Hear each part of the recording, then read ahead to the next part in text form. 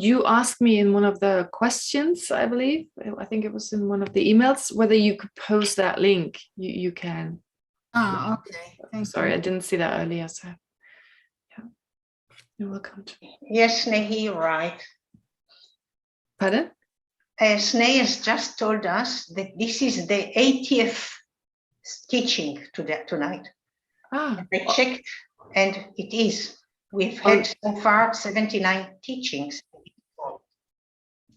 This includes the Heart Sutra, or is it only on this topic? This topic, Chantakirti. Oh, wow. All right. Well, hello, everybody. Good evening in this country. Good to see you all, as always. Very happy to meet again this week, and we are so lucky and fortunate to have this teaching with the Geshe. Thank you so much, Geshe Kelsang Wangmo. We appreciate it so very much, and we are very, very grateful. Thank you. Sure. Thank you. Thank you, Leora. Okay, so did I just see something there? Okay. Okay, lovely. Someone's just joined us, Rafael. Oh, hi. Nice to meet you. Okay, so let's start with the meditation. I'm going to get rid of this. Let's start with the meditation as usual. It's just some moments of breathing before we set the actual motivation.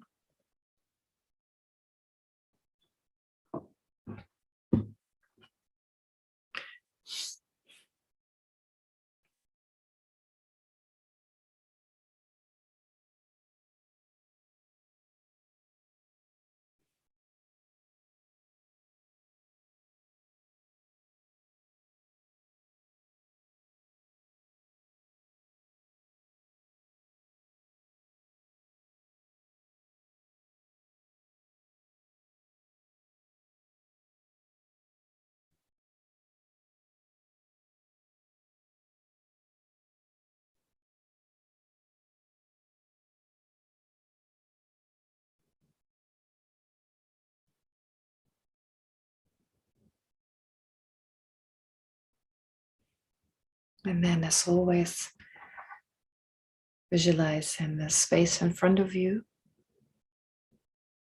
a manifestation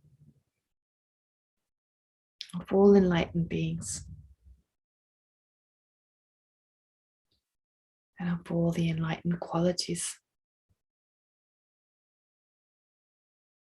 appearing in the form of Buddha Shakyamuni.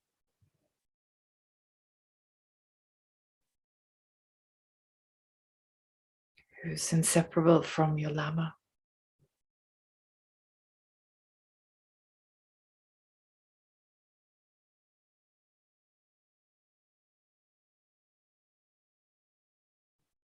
And who's surrounded by all the great masters who've attained realizations and dependence on the Buddha's teachings.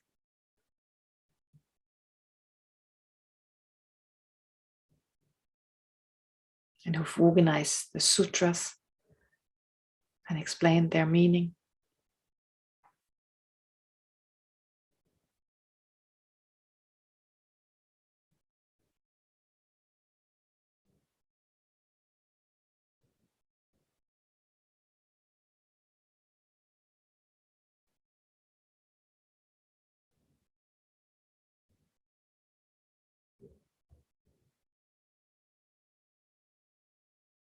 So all of them representing the three jewels, Buddha, Dharma, and Sangha.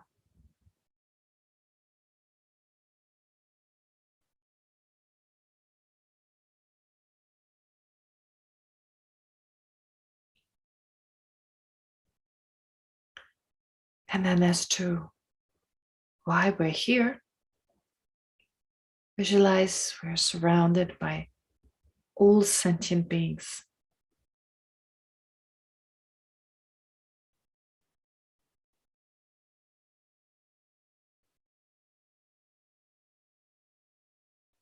quietly seated around us, wherever there's space.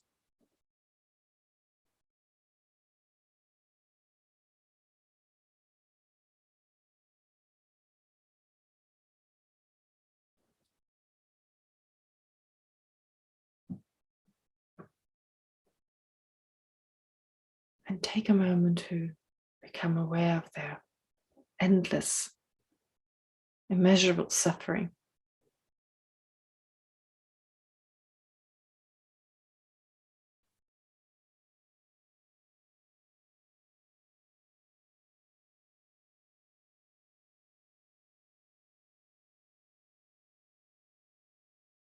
Which, as long as they won't overcome self-grasping, they'll continue to experience.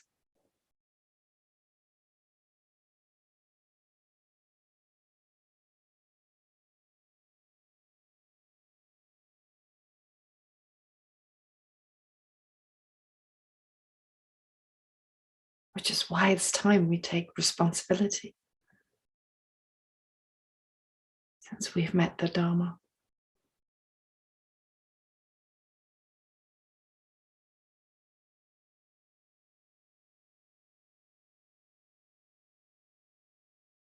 And have some faith in it.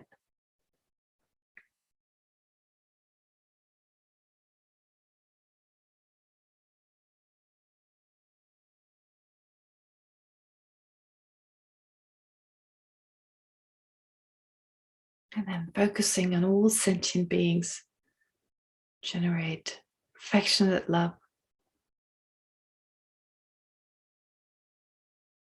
a sense of deep care and closeness.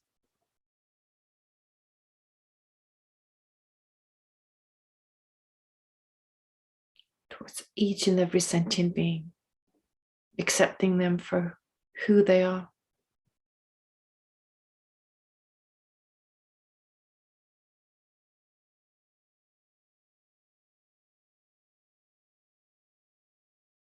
Understanding that they all deserve our affection and love.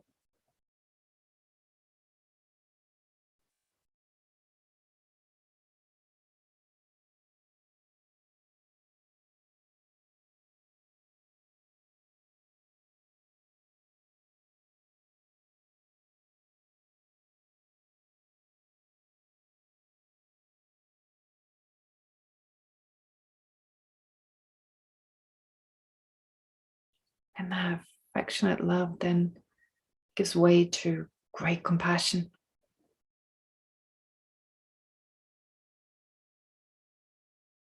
That again focuses on all sentient beings. And not only wishes them to be free from all types of suffering and its causes, but also wishes personally to protect them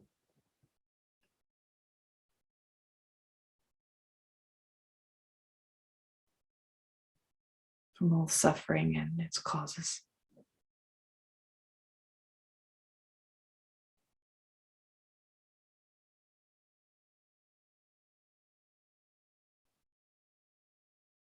Thinking, may I be able to do whatever is necessary to lead sentient beings to a state free from the suffering of suffering, suffering of change, and pervasive suffering.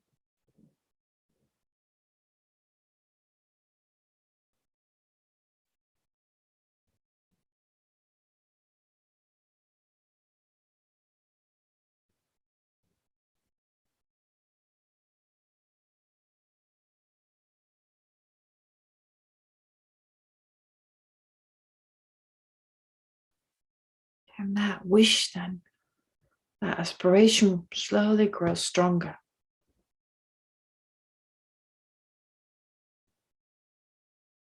It turns into the determination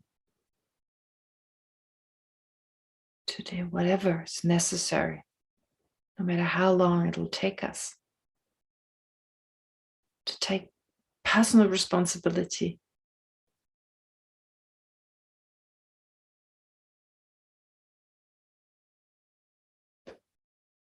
for leading sentient beings out of samsara.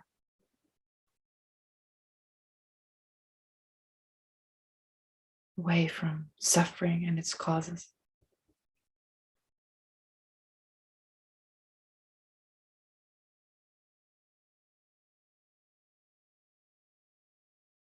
Motivated by a deep love and concern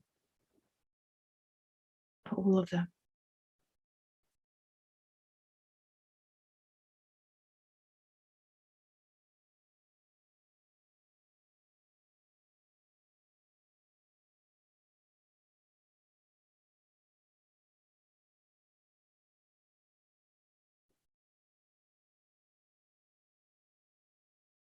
Which then gives way to the mind of enlightenment, bodhicitta. A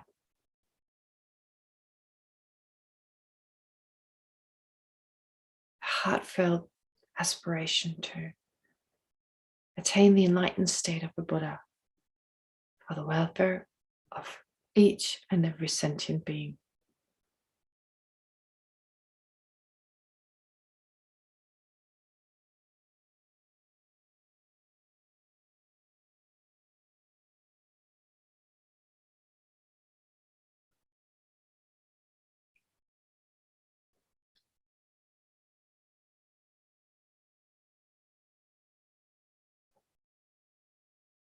And think that this is also the motivation that we have for studying Chandrakirti's text.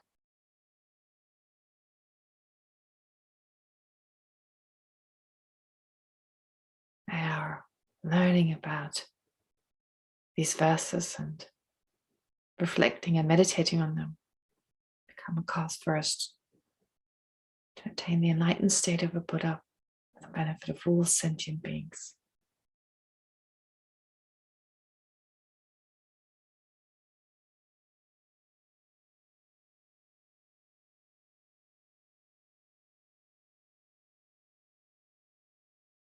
Without letting go of the mind of enlightenment, let's recite the prayers.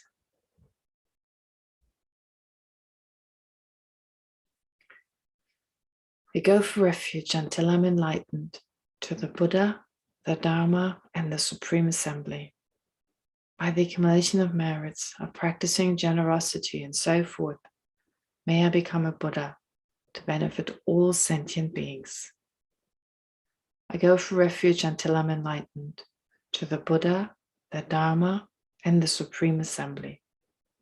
By the accumulation of merits of practicing generosity and so forth, may I become a Buddha to benefit all sentient beings. I go for refuge until I'm enlightened to the Buddha, the Dharma, and the Supreme Assembly. By the accumulation of merits of practicing generosity and so forth, may I become a Buddha to benefit all sentient beings.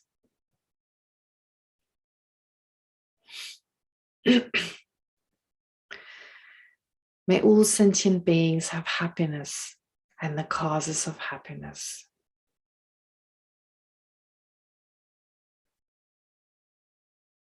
May all sentient beings be free from suffering and the causes of suffering.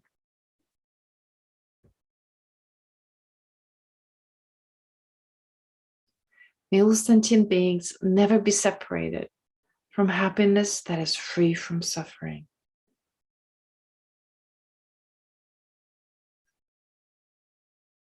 May all sentient beings abide in equanimity, free from attachment for friends and hatred for enemies.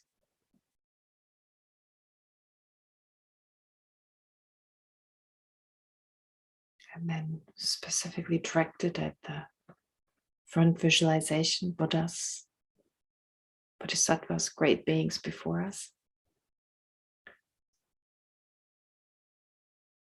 Reverently I prostrate with my body, speech, and mind.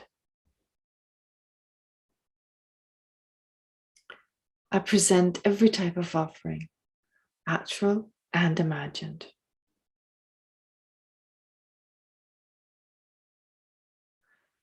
I declare all my negative actions accumulated since beginningless time.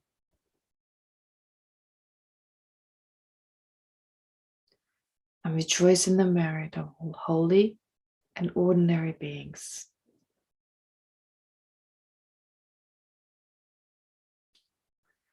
Please remain until the end of cyclic existence.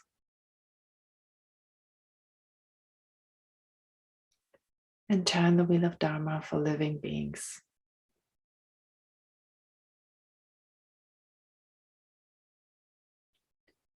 I dedicate my own merits and those of others to the great enlightenment.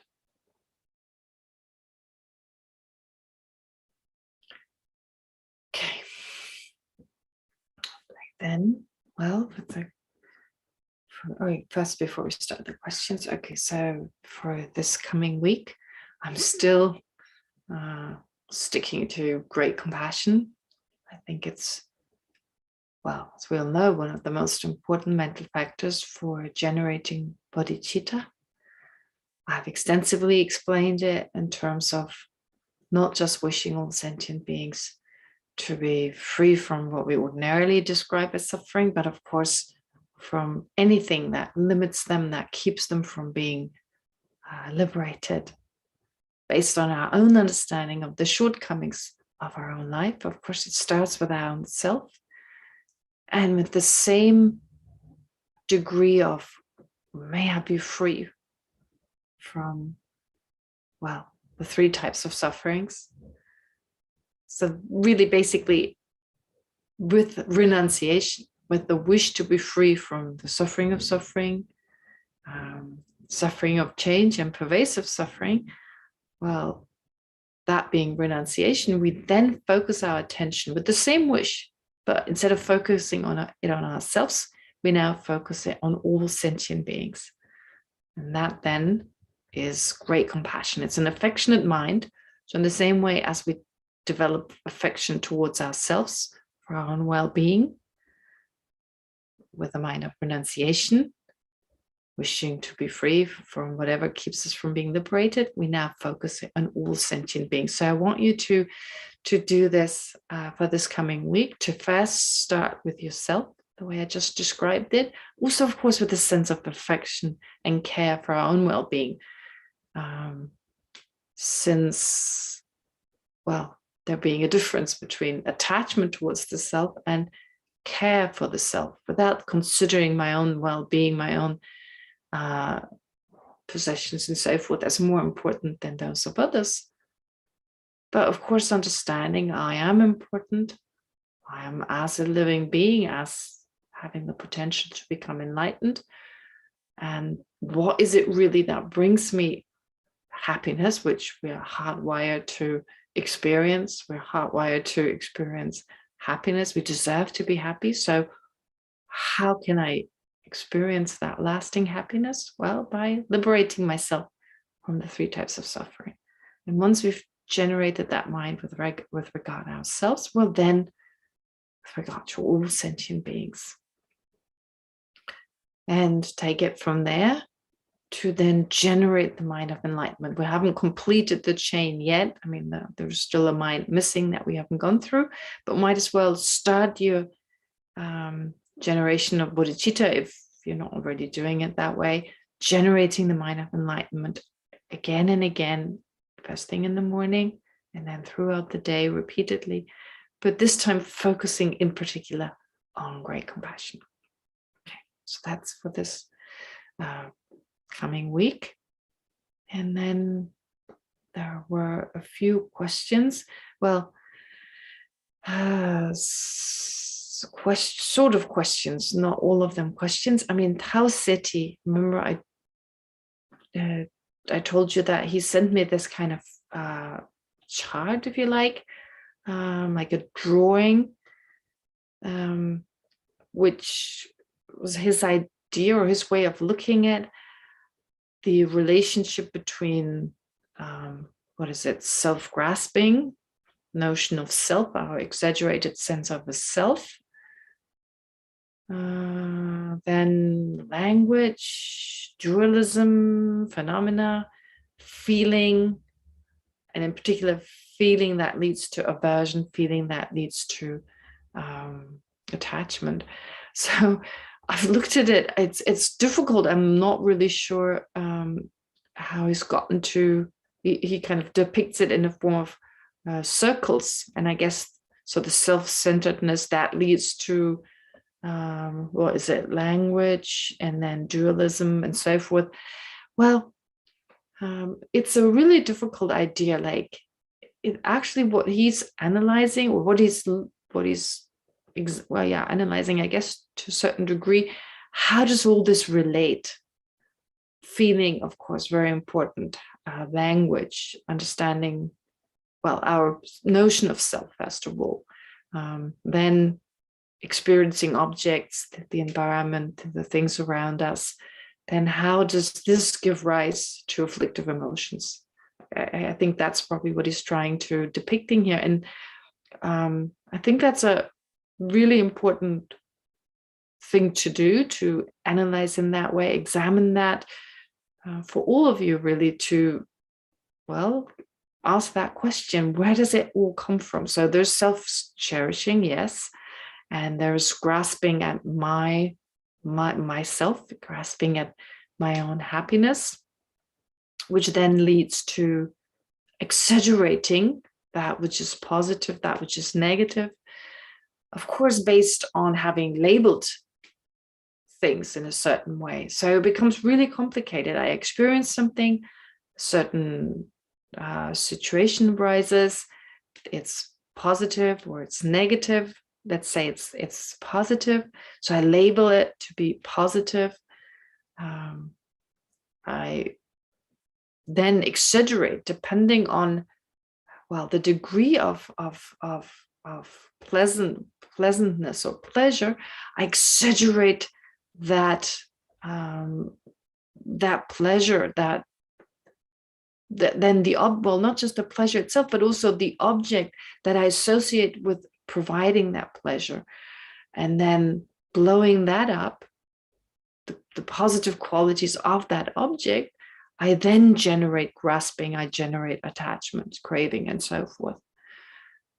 So this is how I kind of looked at how he described it. So it's not all part of what I just said, is not part of this drawing, but I still think it's important to think about this process and become more aware of it. Of course, definitely through mindfulness and so forth. So that's about this drawing. I don't even think we have enough time to show the drawing, so I leave it at that. And then Jimmy sent, I think, 2 questions. First, he quotes the philosopher Wittgenstein. He says, "You sometimes see in a wind a piece of paper blowing about anyhow. Suppose the piece of paper could make the decision, now I want to go this way. I say, queer, this paper always decides where it is to go, and all the time it is the wind that blows it. I know it is the wind that blows it. That same force which moves it also in a different way, moves its decision." All right, so basically saying it seems like the paper can decide where it's going, the piece of paper blown in the wind, but actually it's the wind blowing it here and there. And so here Jimmy's asking, well, with this quote from Wittgenstein, isn't intention? So what about intention? So it seems like the wind here is symbolic for, or, well, yeah, it can be said to be symbolic for intention. Is that also dependently risen? So then are we labeling ourselves on something that just happens? I don't know whether I get it all correct here, but I'm gonna understand it correctly. But what I think Jimmy is asking, something like free will, like, is there really like a free will? Aren't we like a piece of paper being thrown here and there because of our intention? Well, in a way, well, yes, we're under the control of our mind in the first place, But then what does it mean, we? I mean, we, again, we're just labeled on the basis of mind and body, and the intention, our mind, and in particular intention, that is responsible for going here, there, and everywhere. I mean, having thoughts about this and that and acting in a certain way. So is there an absolute kind of decision maker? Well, no, of course, because that would mean there's an actual self there. An absolute decision maker would mean like an independent entity that makes a decision. No, we just label. There is a decision we make on the basis of many things coming together, including intention, other causes and conditions that gave rise to that. So based on that, we say, well, we made a conscious decision. So just as there is no controlling entity that controls the piece of paper, there is no independent, autonomous, controlling entity that controls us. So maybe in that way, this quote may be helpful. Which leads me to, before we start with the material, leads me to summarize a little bit what I talked about last time when I spoke about phenomena being merely labeled, not just on the basis of their parts. So in the case of a person, what are the parts of a person? What makes a person? It's body and mind. So definitely we label the I on the basis of body and mind, but there's more to it. It is also in relation to many other phenomena. And in relation to all these phenomena, we label, well, previously I took the example of something changing and, well, coming into existence, abiding for some time, remaining for some time, and disintegrating. Where in particular, when we hear something remains and it disintegrates, it seems contradictory. But actually it isn't, because it's in relation to one aspect. We say it remains. In relation to something else, we say it disintegrates. Similarly, I gave you the example of a long pen. This long pen, if I say it's long and it's short, on first hearing it, it seems contradictory. But of course, we're labeling long. It's a long pen in relation to independence, or in comparison to, in relation to something shorter, maybe a matchstick. And we label it short in relation to something longer. So for instance, a broomstick. So similar when it comes to the I itself, when I say I walk, I do this, I do that, well, we label, in particular when it comes to actions, I walk, I label I on the basis of the parts of the body, parts of the mind that are responsible for me walking. I label writing, again in the process, or again based on the physical and mental aspects responsible for writing.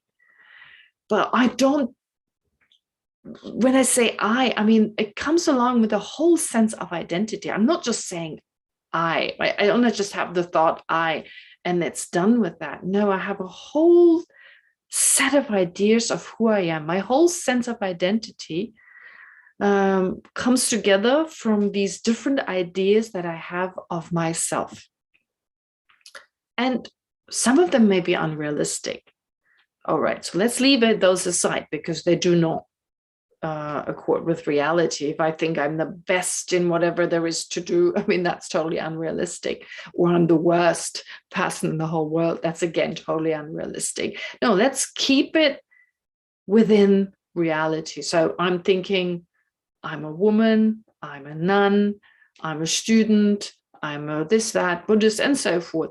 So I have a whole set of ideas that in their summary make up my sense of identity. In their summary, that's basically that's my identity. That's who I think I am. And we are not aware that all those are just labeled.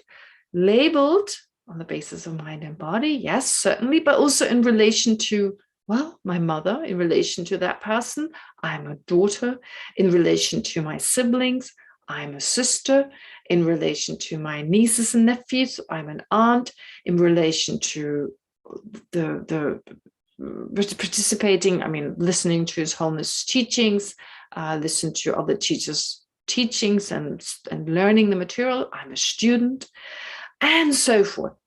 So this whole identity, sense of identity that I've created, it's always labeled in relation to this and that. And in my interaction with other people, how they react to me. When they tell me, oh, you're friendly, well, then I add this sense of like, I'm friendly, this label, I'm friendly. Or if someone says I'm really stupid, and so I add that, I may add that, oh, I'm really stupid when it comes to doing this, that, and the other, and so forth.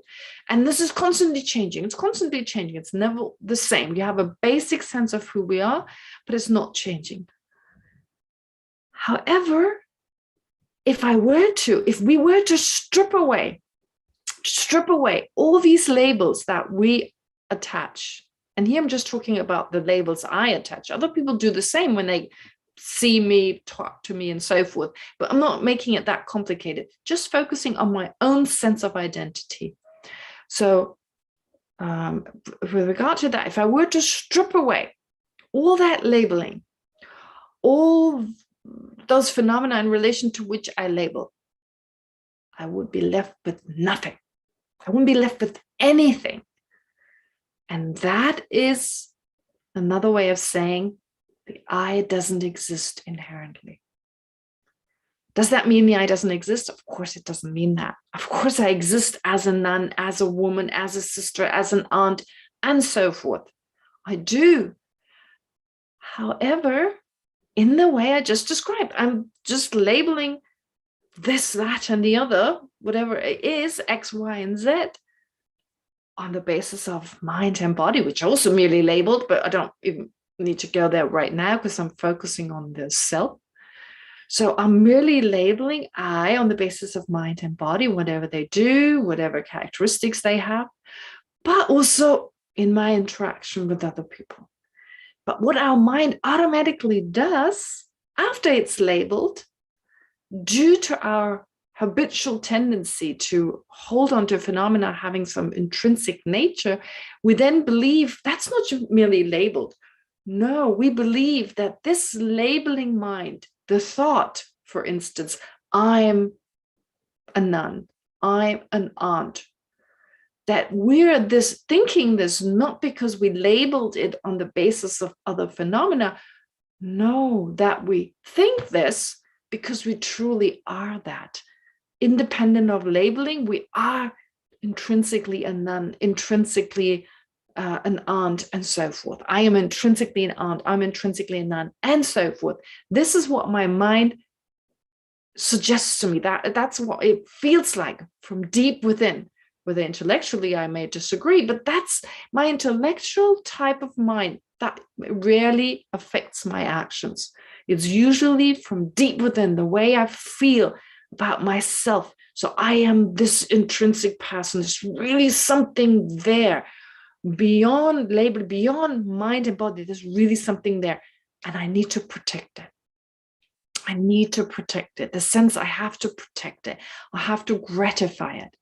That right away leads to worry a little bit. I'm just worried someone may harm me, may take away from me. There's this underlying worry, this underlying apprehension. What's the word for it? Like, it's like anything can happen anytime.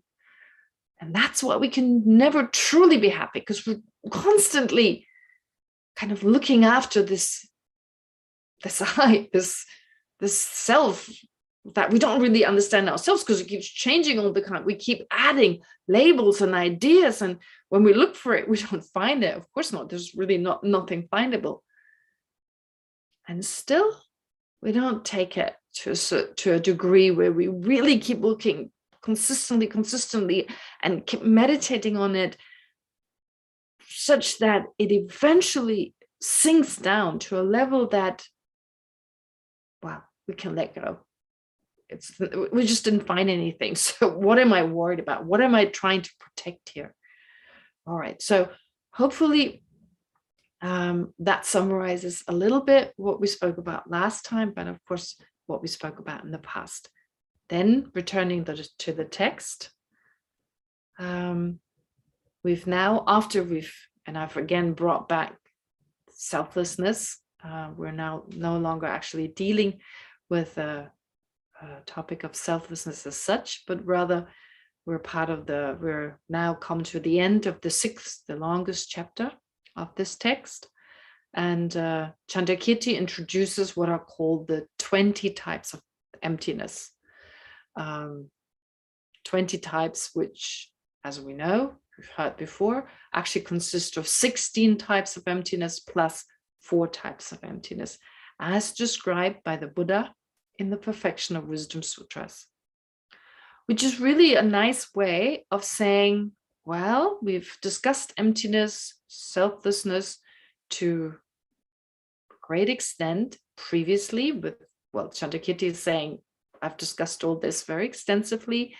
Now, let's remember, once we've hopefully now understood what emptiness is, selflessness is, let's now apply it to as many phenomena as possible.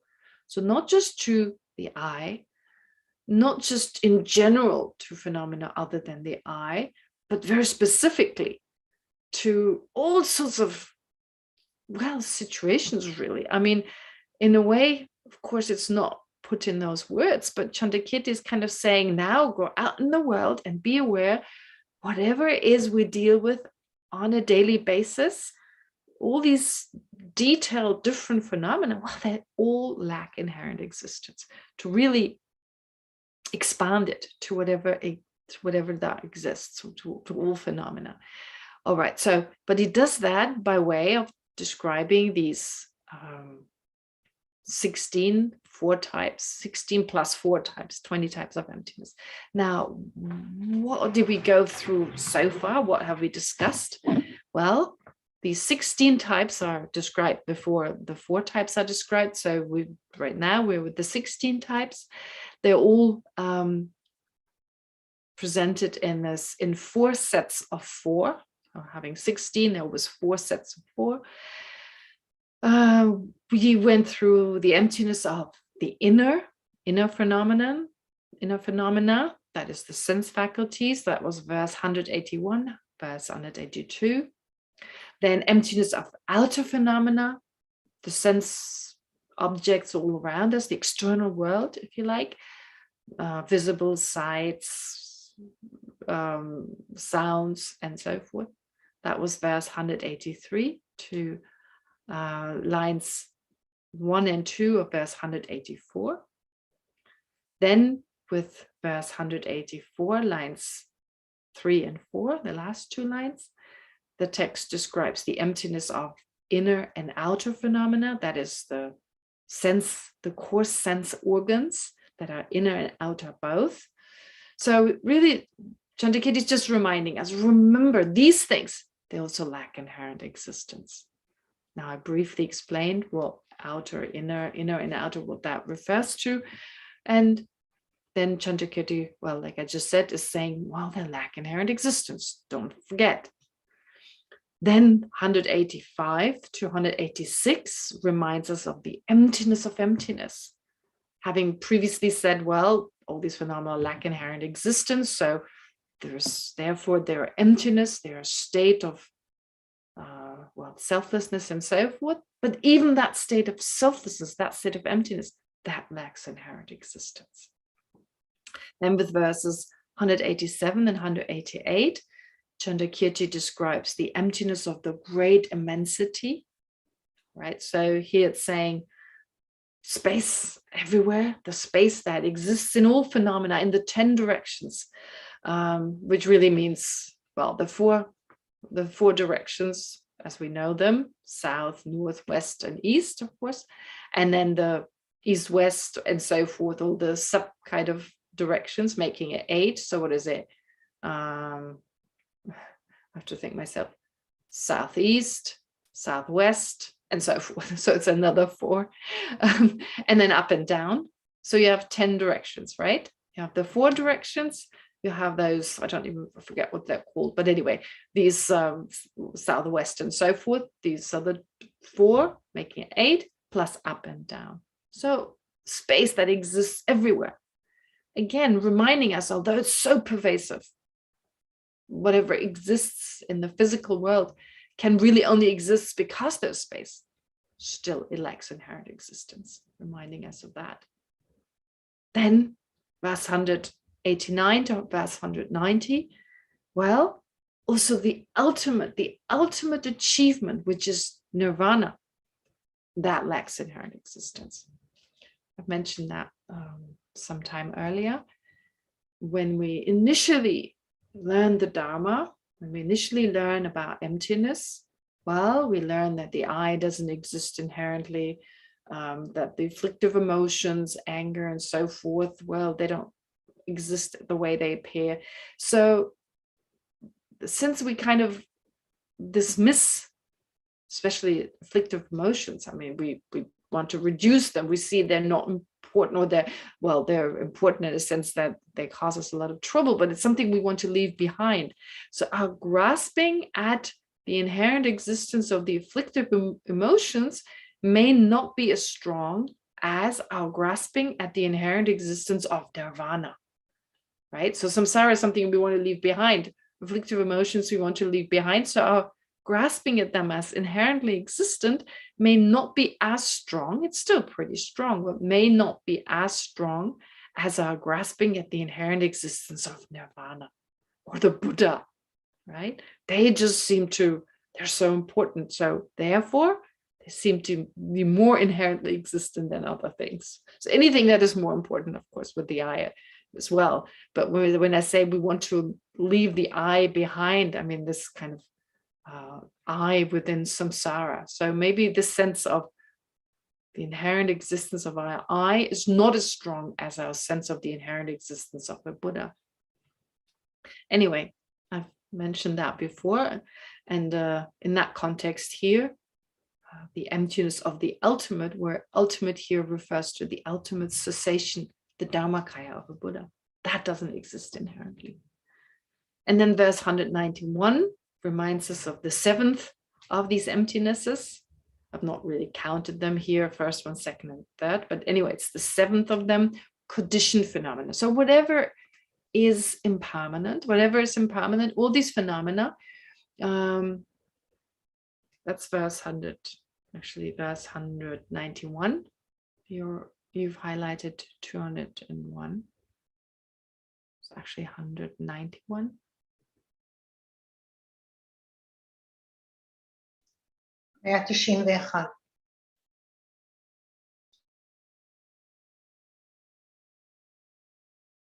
Anyway, we've covered all these verses, so it's not really that important. Okay, yeah, so the 3 rounds, 191. Thank you, Dalit. I think we've gone through this. The 3 realms coming from their conditions, from their causes and conditions, are described with certainty to be conditioned, but they're empty of an inherent conditioned phenomenon. So they don't exist inherently. Empty of themselves does not literally mean they're the conditioned phenomena are not conditioned phenomena, but rather it means a conditioned phenomena is empty of being an inherently existent conditioned phenomenon. So really it's just refuting the inherent existence of conditioned things. So it was taught as emptiness of the condition. Condition is just another word for impermanent. Whatever is caused by causes and conditions, whatever is impermanent, therefore, well, that is something called a conditioned phenomenon, and that also lacks inherent existence. But not just impermanent phenomena, also permanent phenomena, which have no arising and no duration in verse 192. They lack impermanence, they're unconditioned, they're not impermanent but permanent. Well, they also lack inherent existence. So just reminding us that this lack of inherent existence, of course, applies to them too. I think this is how far we got last time, 192. Okay, and then we'll start with 193. I'll have to also find it in my text. Yeah. So then it says that's the the ninth emptiness, number 9. So just reminding us also with regard to that which is free of extremes. Okay, so what is that which is free of extremes? It actually refers to the middle way. The middle way. Middle way is free of the extremes. But of course, middle way can mean many different things. I mean, middle way, literally the middle of the way, as like an actual way that you can walk on. But no, of course, that's not meant here. It refers to middle way here. It refers to emptiness. Emptiness as being free of the extreme of reification and nihilism, which is just another way of saying, well, emptiness, the emptiness of, for instance, a table, it refers to the lack of inherent existence of the table, and nothing more and nothing less. So it's free of the extreme of the table not existing altogether. That's one extreme, the lack of inherent existence of this table. It's free from the extreme of nihilism because it does not refer to the non-existence of the table. But it's also free from the extreme of reifying the table, making the table more solid than it is, because it does not refer to the table, the lack of inherent existence of the table does not refer to the table existing in a way in which it can be found. For instance, when you analyze the essence, well, you won't be able to find it. Therefore, neither does the lack of inherent existence refer to some findable table that exists beyond labeling, nor does it refer to a totally non-existent table. So it's free of the two extremes. So really it's just saying emptiness. And the question that may arise is, well, we've already covered emptiness. We've already said, what was it? The fourth of the 16 emptinesses, saying the emptiness of emptiness. So it's redundant here. Why are we talking about emptiness again? We've only got 16 emptinesses, so might as well apply them to as many phenomena as we can and not, talk about the same thing. But no, actually what's important to understand is that the first emptiness, the fourth type, is saying just the lack of inherent existence. From the point of view of the lack of inherent existence, well, that itself is also just labeled, that itself doesn't exist inherently. But when we take emptiness from the point of view of being free from the extremes, from that perspective, although it's the same emptiness, but we're just looking at it from a slightly different angle, if you like. We have a different vantage point here. Looking at it from the point of view of being that middle, that state or that existence, that phenomenon free from the two extremes. And understanding, well, although it's free from the two extremes, I mean, it's important actually, because our whole life, due to our not understanding that middle way, we live a life of extremes. It's kind of ripples, like ripples of an ocean, because we have this root self-grasping, which has fallen into an extreme, into extreme of reification. We believe phenomena are much more solid and concrete, like findable. That leads to all sorts of other extreme states of mind, first of all. Exaggerating, we've added more to the existence of things than they actually have. We've added. We've not fallen into the extreme of nihilism. Samsara, or the root of samsara, is not a view that has fallen into the extreme of nihilism. There's nothing there. No. Samsara has arisen from a view that has fallen into one extreme.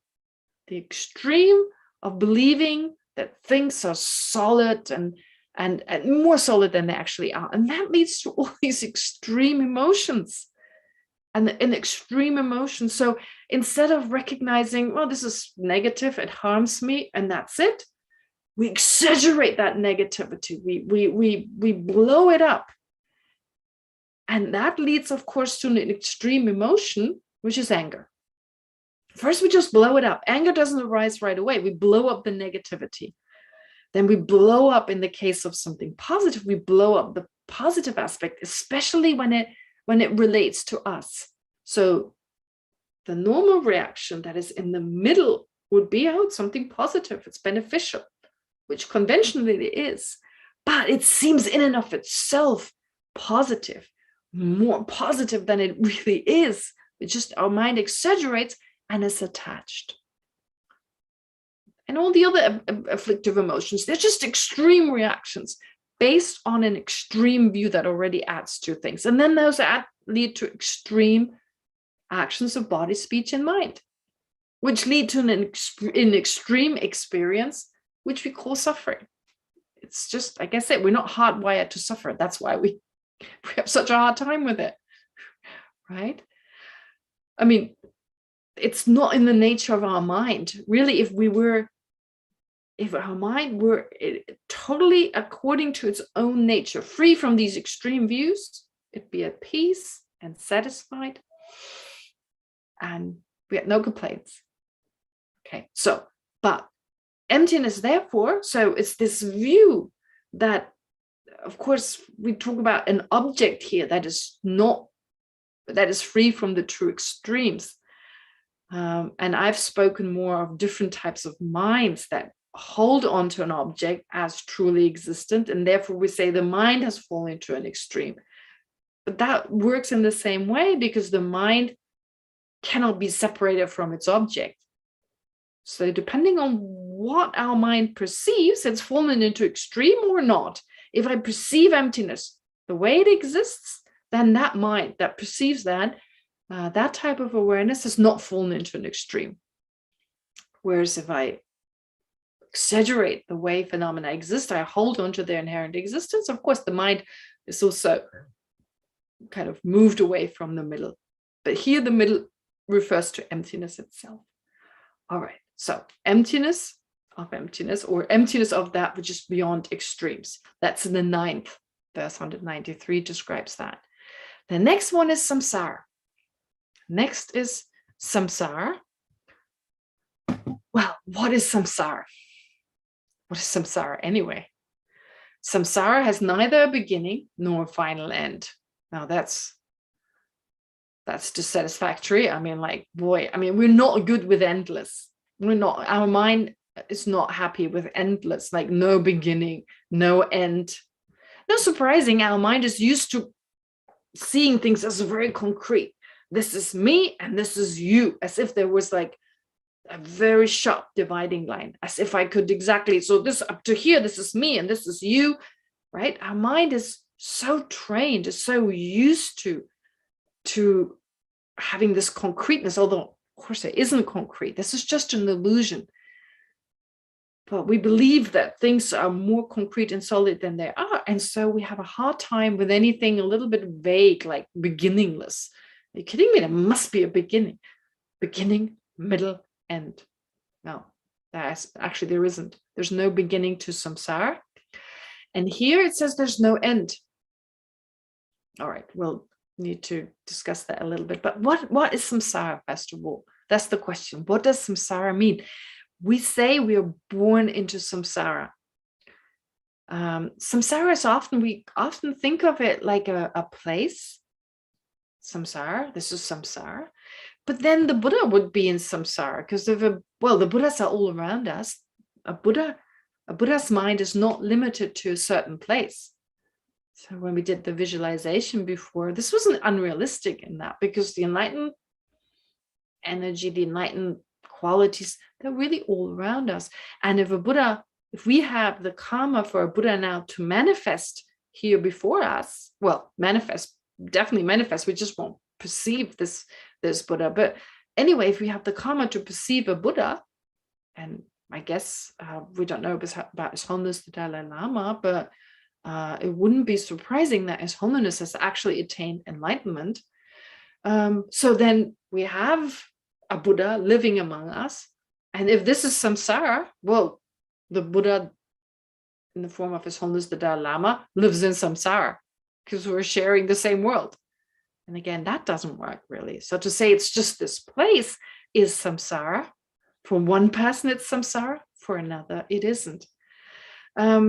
So then again, we could say, of course, I have my perception, my reality, and you have your own. Sure, but in the end, the way Ketubji, for instance, describes it, Ketubji says in his commentary on the Pramanavartika, he says that cyclic existence is the 5 aggregates. So I have my own 5 aggregates. His Holiness the Dalai Lama has his own aggregates, and it's very obvious that His Holiness's aggregates are very different from mine. So mine are samsaric, His Holiness are, well, if His Holiness is enlightened, they're enlightened aggregates, or the aggregates of an enlightened being. So I was born into samsara in the sense that my mental consciousness entered the fertilized ovum of my mother, or in my mother's, not really in the womb yet, but on the way to the womb. So enter that. And with that, my mind became a human mind, because it connected to a human body. So I was born into, with my mind, born into human aggregates. Now, from the moment of my mental consciousness connecting to the physical basis, initially it's the fertilized ovum. So with their coming together, with them connecting, the 5 aggregates are now human 5 aggregates.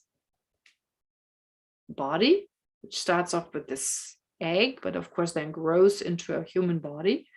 Then together with the mind and all its functions, now they're all a human mind, because it's a human brain on the basis of which my mind functions. All right. So my mind functions, it's a human mind. I can do what most human beings can do. I mean, of course, there are some exceptions, some beings who can do supernatural things because other humans can't do them, because they have developed their mind to such a degree that they're not limited to just their human abilities. But my mind, I'm just a simple human being. Therefore, my mind can do what other human beings can do. So my mental consciousness that came from my previous life was born into my present 5 aggregates. All right, does that make sense? And then everyone else got their own 5 aggregates. That's one way of saying samsara, and that makes sense. But then another way would be, well, we look at samsara and nirvana, like being the opposite of each other. Samsara versus nirvana. Well, are they opposites or not? Well, it depends on how you really define those two. But nirvana is definitely the absence of the afflictive emotions that were previously there and now they're gone. So this absence of afflictive emotions, that elimination of afflictive emotions, absence in the sense that they did exist before, but now they've been eliminated. Eliminated from what? Well, in the case of my own mind, if I attain one day nirvana, then nirvana will be this elimination of the previously existing afflictive emotions, the elimination of them from my mind. And just that elimination, that's called nirvana. And if nirvana and samsara are opposite, well, it should really be the presence of my afflictive emotions on my mind. That should be my samsara. Yeah. I was born into that. Well, I previously had it, but now I have my specific humans as Kelsang Wangmo humans afflictive emotions that I was born into. So in that sense, I can still use that expression. It still kind of makes sense to a certain degree. But whichever way we look at it, whether it refers to the existence of these afflictive emotions or whether it refers to all 5 aggregates, well, here it says that's samsara, and that's endless. Well, no, it has a beginning. My samsara has a beginning and it has an end the moment I die. But of course, that's just a very specific samsara.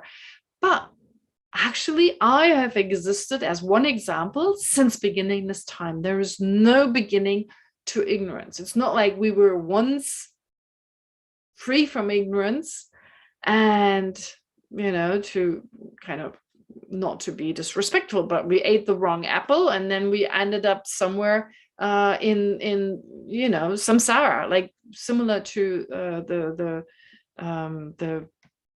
kind of beginning story of Adam and Eve and so forth that you find in the Abrahamic faith. From a Buddhist point of view, no, there is no beginning as such. Consciousness has always existed. Every person's mental continuum has always existed. Now the question is there an end? And there are actually two views. There's one view, and I don't know which one to choose. There's one view that samsara has an end. Well, individually, every person's consciousness will at some point become liberated. Every person will at some point be liberated. And when I say that, that seems to be in contradiction to saying that there's no final end. But like I said, there are two views. One view is that sentient beings are finite. There's a certain amount of sentient beings in samsara, in the universe, in the three realms. And since all of them will at some point become enlightened, there's an end to samsara. There's a second view that there is no end to sentient beings. So even if every individual being will at some point attain enlightenment, but there's no end to, so sentient beings are endless, then there'll be no time when all sentient beings, where we've gone through all of them, because there's no end to them. So there'll always be more. And therefore it's said that samsara is endless because sentient beings are. Anyway, we shouldn't be too worked up. We shouldn't be too upset or worried so much about it. That's like, wow, which one is it? I mean, obviously Chandrakirti here is following the view that sentient beings are endless, because he says there's no end to samsara. Whereas there are some scholars, masters, who would say there is an end to samsara. Anyway, there's just an end to our samsara. And I think that's important, and the end to samsara of all the beings we encounter. All right, so that's a little bit hazy and stuff, but yeah. So samsara, he says, has neither a beginning point nor a final end. Of course, you could take it to say has no inherent final end, but has an end altogether. I don't know whether that's really the meaning, but yeah, I was not able to give you a satisfactory answer to this, but hopefully at least it's clear how it is debated, because this is debated a lot. So anyway, so it's referred to, this having no beginning and no end. Samsara is referred to as beginningless and endless, with no coming and going, no inherent coming, no inherent going. It is dreamlike. It's just like a dream. So here, from the last words, it seems to be saying not inherently this, not inherently that.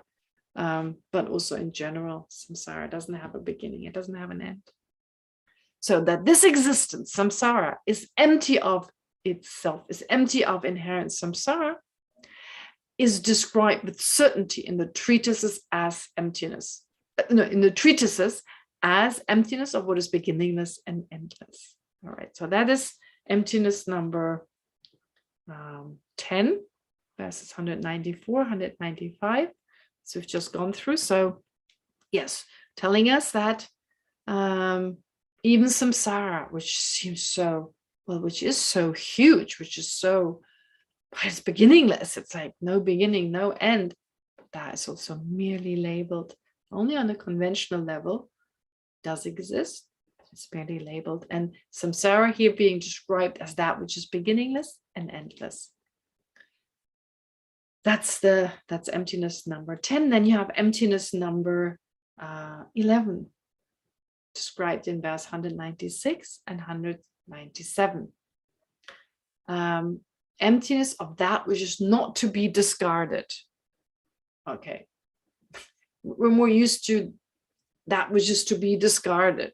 I mean, Buddhist practice is all about letting go of this, letting go of that. But there's one thing we shouldn't let go of. And here, that which is not to be discarded refers to universal vehicle, the teachings of the Mahayana, or the teachings that provide that set forth all the means and methods to how to become fully enlightened. That we shouldn't shun, we shouldn't discard. So what does Chandrakirti tell us? To discard means to reject, and definitely refers to casting aside. That's what to discard refers to. Not to discard is the opposite, means to not abandon, meaning not to be shunned at all. So what is it that is not to be discarded? That which is not to be discarded, which is the universal vehicle, the Bodhisattva vehicle. Well, this in turn is empty of itself. The means and methods, the vehicle that takes us to enlightenment, well, that lacks inherent existence. And this is therefore called, so the emptiness of the Mahayana is therefore called the emptiness of not to be discarded. Okay. So you see that these are all, like, most of them are phenomena that are really important in our life, especially as a Buddhist practitioner. Emptiness, samsara, and even without being a Buddhist, space and the sense faculties, the objects all around us, all things that play a huge part, and emptiness itself from Buddhist point of view. And none of those exist inherently, just to be reminded. So 197, 196, and 197, therefore, describes the emptiness of the Mahayana, the emptiness of that which is not to be discarded. All right, then 198 and 199. Those two verses describe the emptiness number 12, which is a little complicated. It's a little difficult. It says the emptiness of intrinsic nature, as if intrinsic nature existed, which it does. But this is where it becomes a little confusing because of the terminology. It becomes a little confusing. So we talk about intrinsic. Actually, in Tibetan, there's a word that's used here. It's rangshin. Rangshin. Rangshin means nature, maybe even intrinsic nature. Yes. So what does intrinsic mean anyway? It's kind of belonging to the basic nature of something. Okay, so belonging to the basic nature of something, this is what it means to be intrinsic. And when we hear of emptiness, we hear all the time, in Tibetan it says, Rangshin Ki Matuba, so not existing through its nature. That's really literally the word for inherent existence, or lack of inherent existence, I should say, inherently existent. What are we refuting here? Inherent, something existing inherently. And the Tibetan is really saying something existing by its own nature. But here, the emptiness of intrinsic nature does not refer to the object that is negated here. It's not saying the emptiness of inherent existence. That's not really what it's saying. It's saying that emptiness itself is the intrinsic nature of a phenomenon. Okay, so it's like, to say it in a different way, the lack of a phenomenon, so a phenomenon not existing by way of its own nature, that is its nature. Does that sound complicated? Sounds a little poetic, so we kind of like that again. A phenomenon not existing by way of its own nature, that is its nature. This is really important, because when we say something is the nature of something, we're not saying it's an absolute nature of something. Similar to saying phenomena exist independently. Actually, we can use this word. It's not like it's wrong to say, well, Israel is an independent country. I've given that example before. Because it doesn't mean Israel is totally independent of everything. I mean, that would be bizarre. That's impossible. No, it's an independent country in relation to a certain political situation, in relation to an economic situation, and so forth. It's, again, we say, I'm a daughter in relation to my mother, right? If I take another person, now I don't have children, but if I take another person, so I say Jane, she's a mother and she's a daughter. When I hear that, that seems to be contradictory, being a mother and a daughter. But it's not contradictory to be a mother and a daughter in relation to the same person. That would be contradictory. If I say Jane is a mother in relation to her mother, and she's a daughter in relation to her mother, that wouldn't make sense. That's like saying a pen is long in relation to a matchstick, and it's short in relation to that same matchstick. That doesn't work, right? That's contradictory. Okay. Therefore, saying long in relation to this, short in relation to something else is okay. A mother in relation to this and a daughter in relation to something else, that's also okay. Independent in relation to one thing, but dependent in relation to something else, that also works. The problem is when we say an absolute independent phenomenon, because then that's saying absolute as in not in relation to this or that. It just totally is independent, which means independent no matter what. And that doesn't make sense. That doesn't make sense. So it's not an absolute long phenomenon. To use another example, it's not totally independent of anything, just long, because that's impossible. In fact, there's nothing that is an absolute, even dependent phenomenon, the absolute emptiness, because that means it just is that and doesn't need anything else to be that. So when we say a phenomenon does not exist by way of its own nature, we're saying absolutely, like just in and of itself without needing anything. So we borrow everyday kind of words and say a phenomenon does not exist by way of its own intrinsic nature. But conventionally, that lack of its intrinsic nature is its intrinsic nature. Because conventionally, we can say it's something basic to it, right? Intrinsic means it's part of that phenomenon. It's not like someone made it into that. Like we say, it's in the nature of fire to be hot. It's in the nature of water to be wet. We don't need anyone else to make it wet and so forth. But that doesn't mean it's independently so. It's independence on many other factors that water is wet, of course. So it's the nature, the conventional nature, but it's not its absolute intrinsic nature. And this is where the difference lies. So when we say, we always need to know what is refuted here. An absolute intrinsic nature, that is refuted. But a conventional intrinsic nature, that is not. And now to come to verse 198 and verse 199. Here, the emptiness of intrinsic nature. It's saying, what is the intrinsic nature of myself? Well, there are many intrinsic natures that I have. One is my emptiness. What is my emptiness? And in the commentary, it's clear that here intrinsic nature refers to the ultimate intrinsic nature, my emptiness. Is it an absolute? No. It's dependent. It's lax and it has its own emptiness.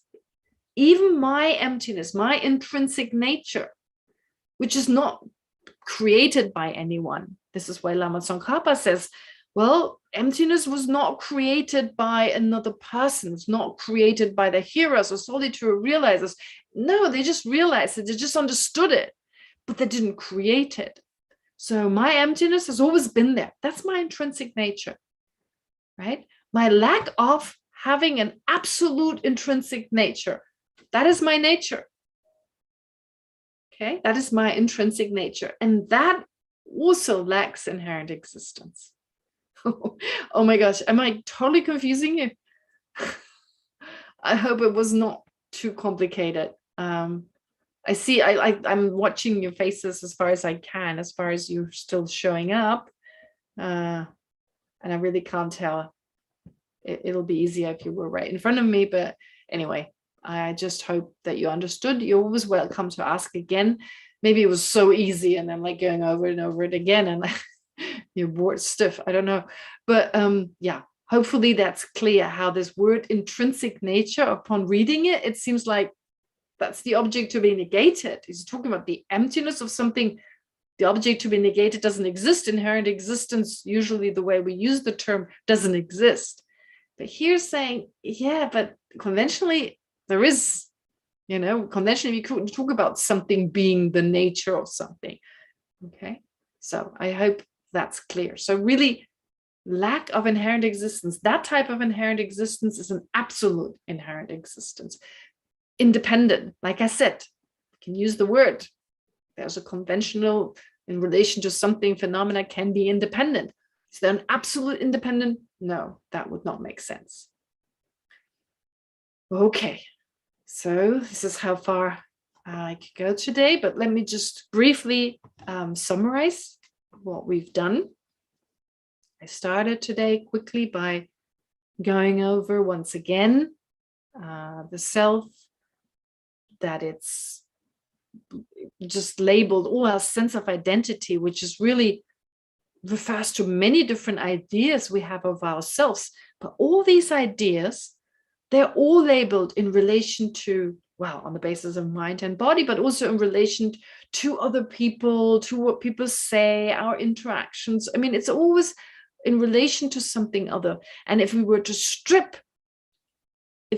somehow be able to take away all these ideas and thoughts and labels based on these other phenomena, we wouldn't be left with anything, nothing would be findable. And that shows that there is no inherent I. Okay, just wanted to stress that again. I wanted to stress in particular the fact that when we say something is labeled on the basis of, it doesn't just refer to parts of itself. It does refer to that to some degree, but also in relation to other things, people around us, and so forth. Okay. Having said that, I briefly went through emptiness of the sense faculties, emptiness of phenomena, external physical phenomena, emptiness of everything that is not a sense faculty, that is not an external phenomenon. So the remaining part of our body, emptiness of emptiness, emptiness of space, that all pervasive space that's in all directions, emptiness of the ultimate nirvana that can be attained, especially, well, in this case, the nirvana of a Buddha, emptiness of that which is conditioned, changing all the time, emptiness of that which is not changing all the time, the unconditioned. So I briefly went over those again, and then more extensively talked about what does it mean to be beyond extremes? Well, beyond extremes, that is again emptiness, but just describing it from a different angle. So again, or a different perspective, that is also empty, it lacks inherent existence. Then the emptiness of samsara, which is here described as the beginningless and the endless. Emptiness of that which should not be discarded. In other words, emptiness of the Mahayana, that we need to be aware that although there are these great methods to take us to enlightenment, lack inherent existence. And then we got to the emptiness of the intrinsic nature. So again, emptiness seen from the point of view of being the nature of phenomena. Just naturally, everything lacks inherent existence. So that emptiness that is seen from the perspective of being the final nature of any phenomenon, that also lacks inherent existence. Okay, so we've had emptiness 3 times here. The emptiness of emptiness, we had it 3 times. We had the emptiness of emptiness, we had the emptiness, I have to look, emptiness beyond extremes. So seeing emptiness as that which is free from the extreme of nihilism, or free from the extreme of non-existence and inherent existence, and emptiness seen from the emptiness seen from the perspective of being a natural characteristic of any phenomena. Okay, so inherent nature is just another way of saying it's a natural characteristic. Being empty is natural to all phenomena. In fact, in the Heart Sutra, it says form is empty, emptiness is form, which is saying me, I couldn't exist if it's a natural quality that I have, right? My form, my body, my I call it my form now. My body, my form is empty because it lacks inherent existence, and emptiness is my body. In other words, if my body weren't empty of inherent existence, it couldn't exist.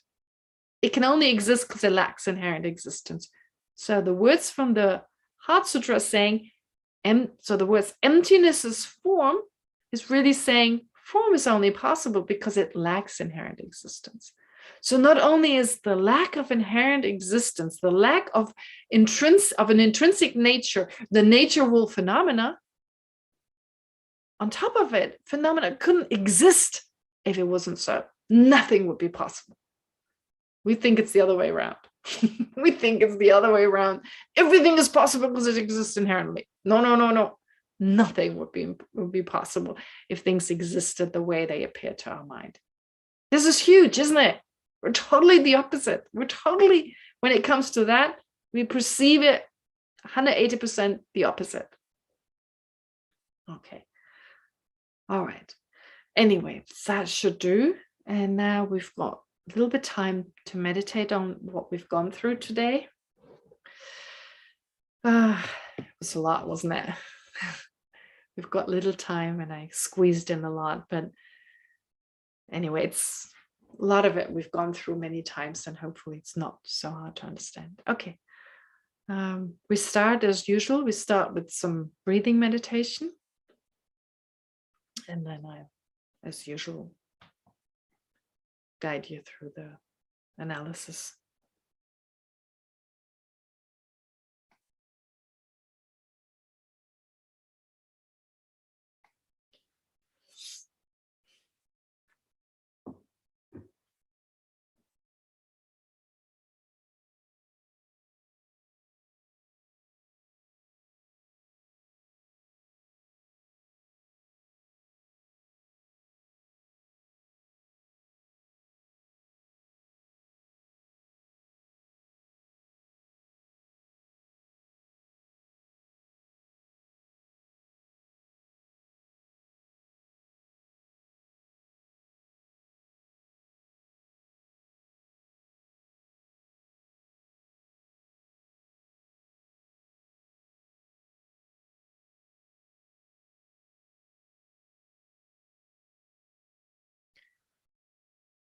So now let's remember that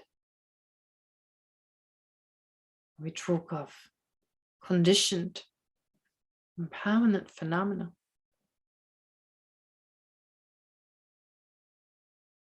such as the environment, different realms of existence.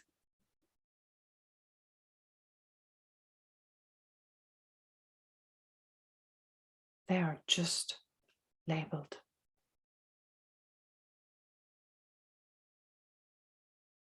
Labeled on the basis of their parts, but labeled also in relation to many other phenomena.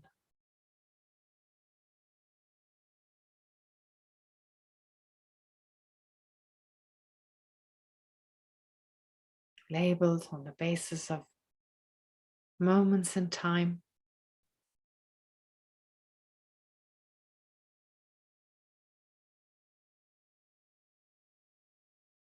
in relation to their causes, their effects, and so forth.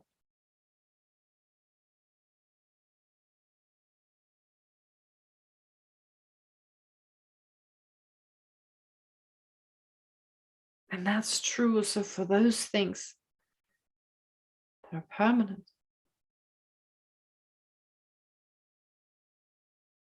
that do not constantly change.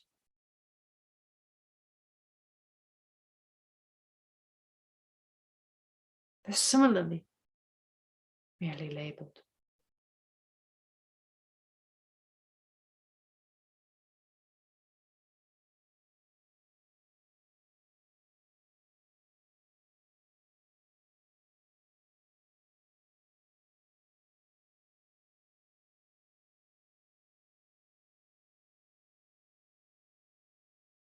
And then there's the middle way that is beyond extremes.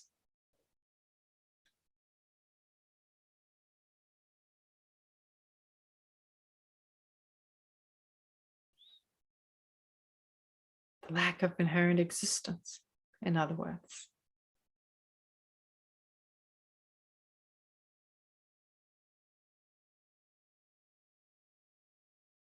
It's also merely labeled.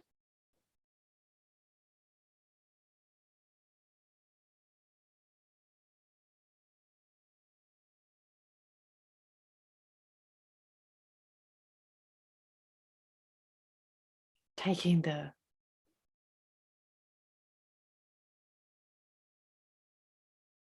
emptiness free of extremes of a table,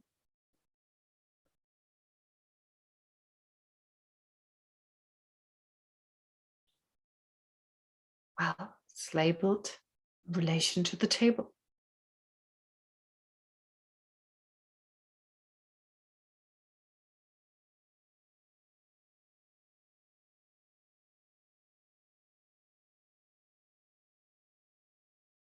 And as free from extremes, it's labeled based on those extremes. Relation to the extreme of nihilism and the extreme of reification.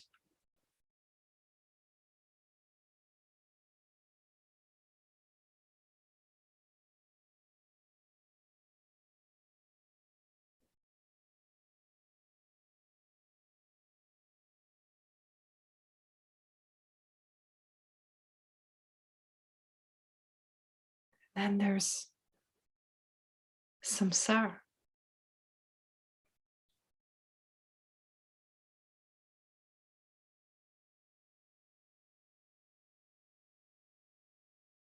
Being without a beginning.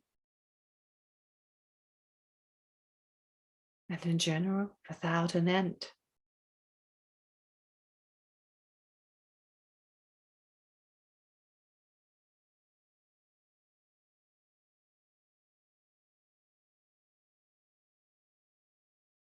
Well,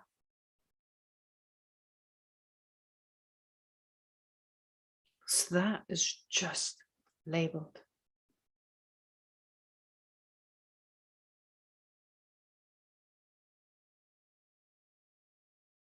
Based on the contaminated aggregates.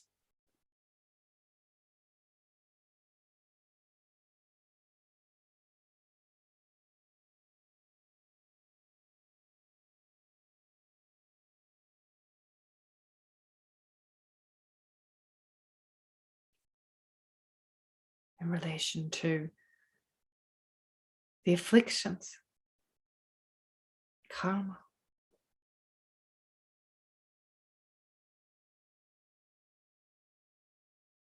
and the process of being reborn through the force of those.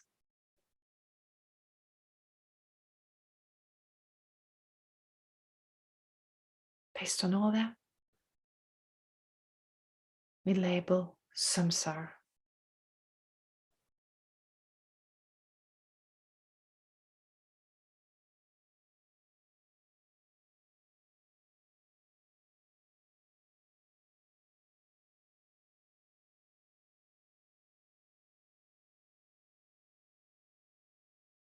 Where we just strip away all these labels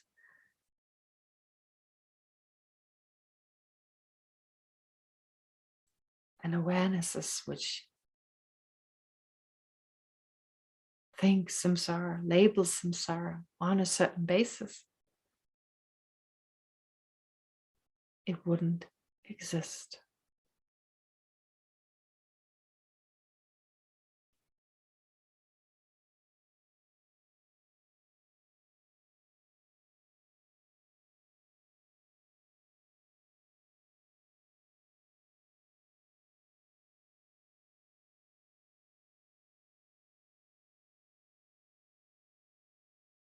And then there's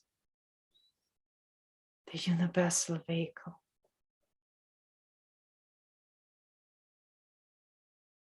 Mahayana.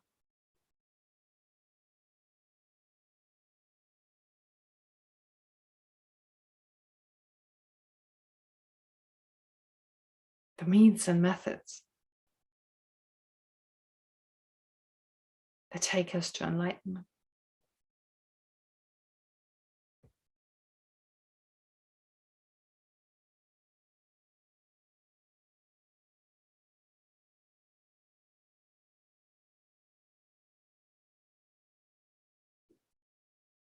Something that may have become hugely important in our life.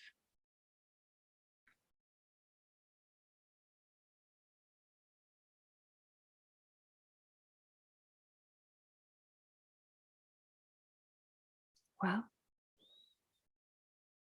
doesn't exist inherently.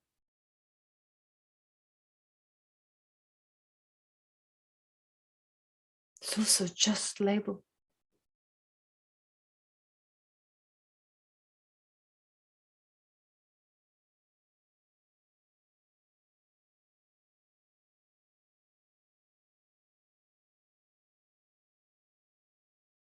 Dependent on certain methods, certain states of mind, and the results that they'll have.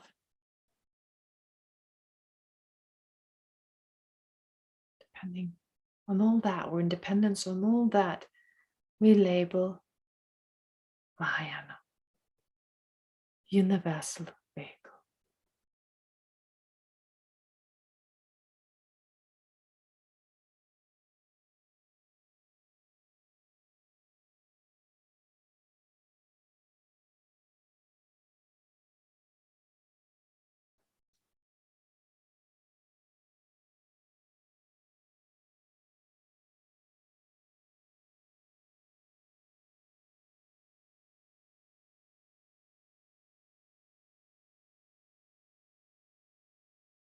And then there's the intrinsic nature. Emptiness as a natural quality that everything that exists naturally has, and without which it couldn't exist.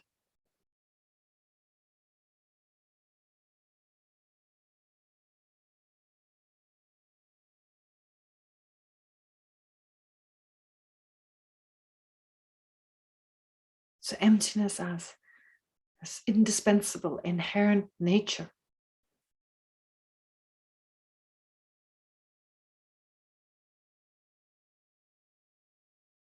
Doesn't exist from its own side. Doesn't exist above and beyond being merely labeled.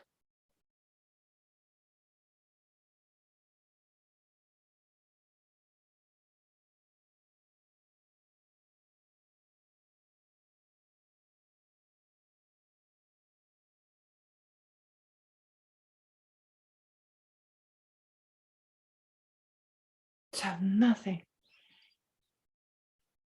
nothing whatsoever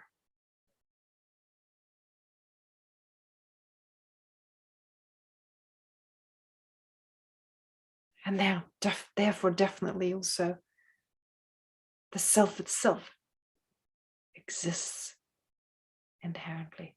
Nothing exists beyond being merely labeled.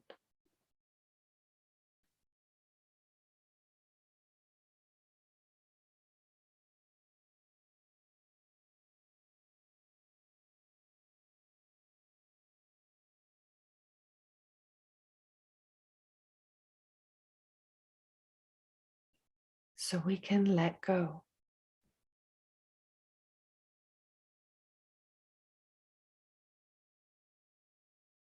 Our attachment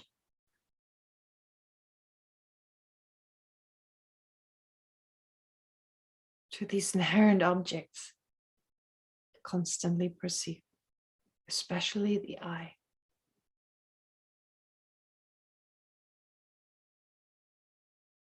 The inherent I.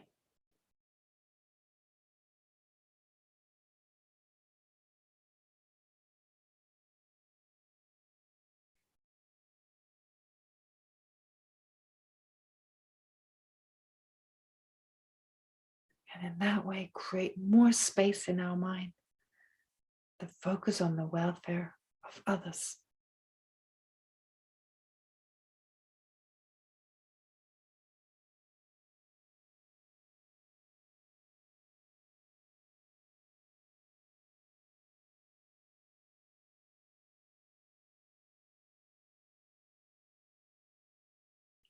So let's conclude this short analysis,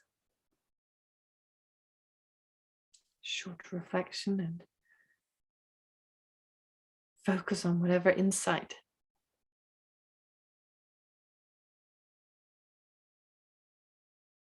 that we've reached, and spend a few moments single-pointedly just focusing on that insight to allow for it to sink deeper into our mind.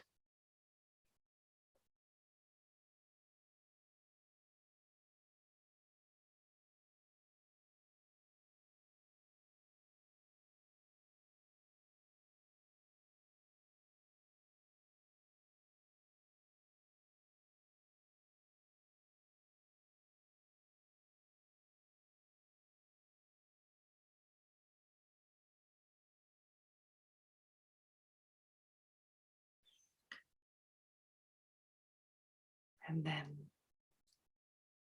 make sure the positive potential we accumulated here together doesn't get wasted. Let's dedicate all of it, most importantly, towards our own future enlightenment.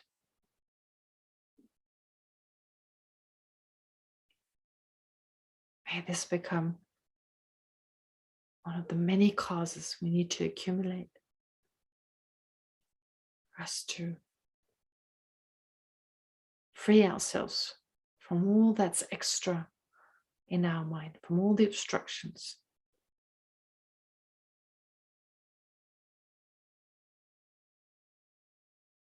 To attain the mind of a Buddha for the benefit of all sentient beings.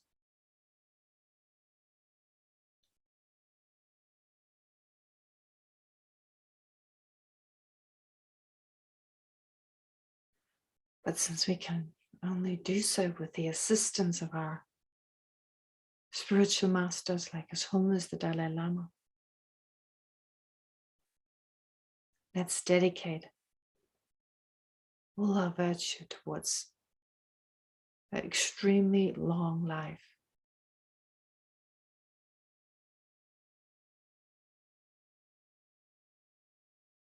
May they not pass into Nirvana, but instead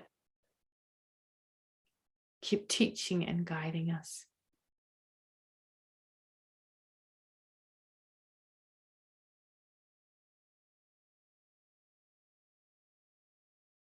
But may all the positive potential we accumulated together also help all sentient beings right now.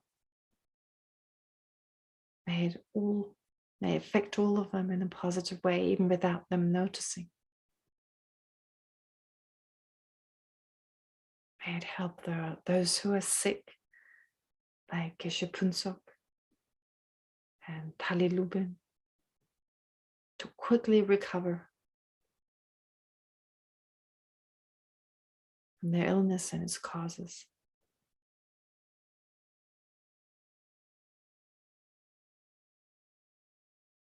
And may those who are suffering from mental illnesses quickly find inner peace.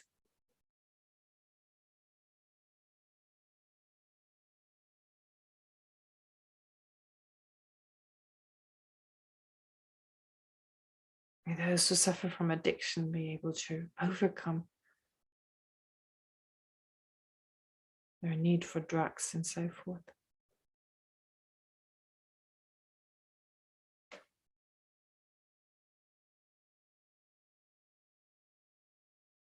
And therefore, let's dedicate, in particular, the way Shantideva describes it in his dedication prayer. May all beings everywhere, plagued by sufferings of body and mind, obtain an ocean of happiness and joy by virtue of my merits. May no living creature suffer, commit evil, or ever fall ill. May no one be afraid or belittled with a mind weighed down by depression. May the blind see forms and the deaf hear sounds. May those whose bodies are worn with toil be restored on finding repose. May the naked find clothing, the hungry find food. May the thirsty find water and delicious drinks. May the poor find wealth, those weak with sorrow find joy. May the forlorn find hope, constant happiness and prosperity. May there be timely rains and bountiful harvests. May all medicines be effective and wholesome prayers bear fruit. May all who are sick and ill quickly be freed from their ailments. Whatever diseases there are in the world, may they never occur again. May the frightened cease to be afraid, and those bound be freed. May the powerless find power, and may people think of benefiting each other. And most importantly, for as long as space remains, for as long as sentient beings remain, until then, may I too remain to dispel the miseries of the world.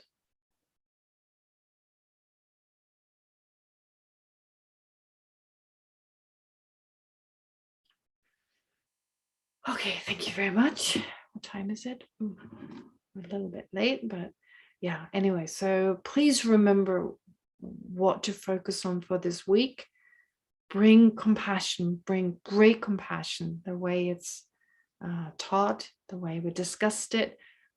Bring this into your life. Don't forget, make it more of a habit, but of course, as one of the main causes for generating the mind of enlightenment, which again, try and generate as often as you can.